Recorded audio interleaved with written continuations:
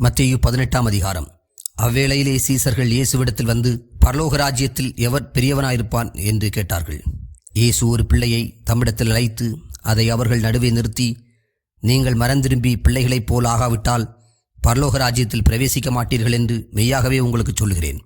ஆகையால் இந்த பிள்ளையைப் போல தன்னை தாழ்த்துகிறவன் எவனோ அவனே பரலோக ராஜ்யத்தில் பெரியவனாயிருப்பான். இப்படிப்பட்ட ஒரு பிள்ளையை என் நாமத்து நிமித்தம் ஏற்றுக்கொள்ளுகிறவன் என்னை ஏற்றுக்கொள்ளுகிறான்.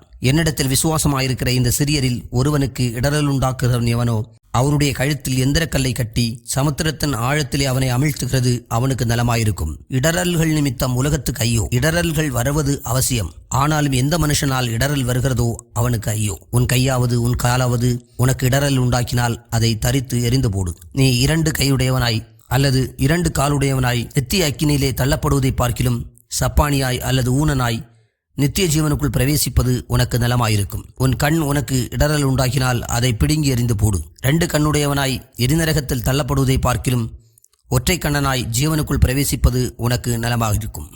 இந்த சிறியரில் ஒருவனையும் அற்பமாய் எண்ணாதபடிக்கு எச்சரிக்கையாயிருங்கள்.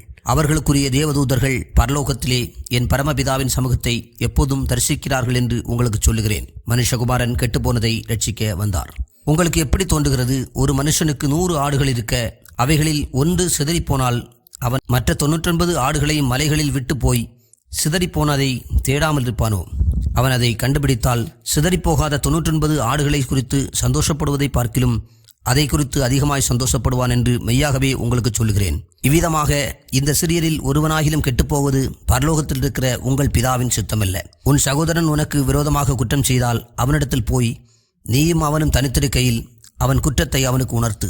அவன் உனக்கு செவி கொடுத்தால் உன் சகோதரனை ஆதாயப்படுத்தி கொண்டாய். அவன் செவி கொடாமல் போனால் 2-3 சாட்சிகளுடைய வாக்கினாலே சங்கதிகளெல்லாம் நிலைவரப்படும்படி 2 உன்னுடனே கூட்டிக் கொண்டு போ. அவர்களுக்கும் அவன் செவிகொடாமல் போனால் அதை சபைக்கு தெரியப்படுத்து. சபைக்கும் செவிகொடாதிருப்பானால் அவன் உனக்கு அஞ்ஞானியைப் போலவும் ஆயக்காரனைப் போலவும் இருப்பானாக. பூலோகத்திலே நீங்கள் எவைகளை கட்டுவீர்களோ அவைகள் பரலோகத்திலும் கட்டப்பட்டிருக்கும். பூலோகத்திலே நீங்கள் எவைகளை கட்டவிழ்ப்பீர்களோ அவைகள் பரலோகத்திலும் கட்டவிழ்க்கப்பட்டிருக்கும் என்று மெய்யாகவே உங்களுக்கு சொல்லுகிறேன்.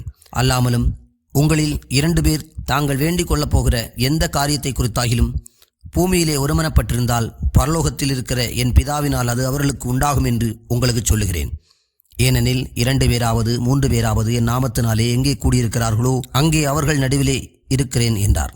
அப்பொழுது பேதுரு அவரிடத்தில் வந்து, ஆண்டவரே, என் சகோதரன் எனக்கு விரோதமாய் குற்றம் செய்து வந்தால் நான் எத்தனை தரம் மன்னிக்க வேண்டும்? 7 தரம் மட்டுமோ என்று கேட்டான்.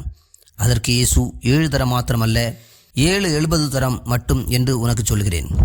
எப்படியெனில் பரலோக ராஜ்யம் தன் ஊழியக்காரனிடத்தில் கணக்கு பார்க்க வேண்டும் என்றிருந்த ஒரு ராஜாவுக்கு ஒப்பாயிருக்கிறது.